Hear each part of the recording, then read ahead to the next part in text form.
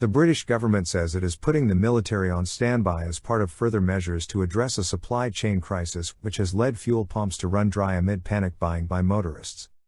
The move to mobilize the army comes after a widespread shortage of truck drivers, which has led to serious supply problems for retailers and restaurants in the past few months, has meant plentiful stocks of fuel have not reached filling stations. A warning of fuel supply shortages at the end of last week has led to panic buying, with long lines of cars waiting for hours to fill up, and resulted in pumps in cities across Britain running dry.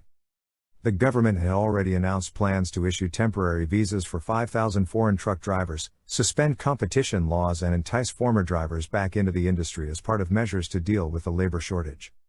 It said it would now put a limited number of military tanker drivers on a state of readiness to be deployed if necessary.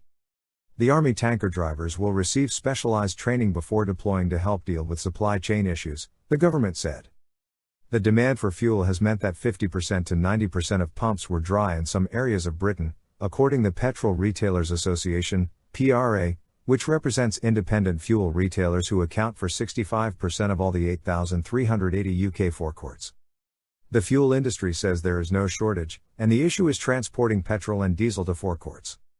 However, hauliers, gas stations and retailers say there are no quick fixes as the shortfall of truck drivers, estimated to be around 100,000, was so acute, and because transporting fuel demands additional training and licensing. The government said it was also extending specific HGV, heavy good vehicle, licenses, which allow drivers to transport fuel, for those whose permits were due to expire in the next 3 months to allow them to keep working without having to take refresher courses.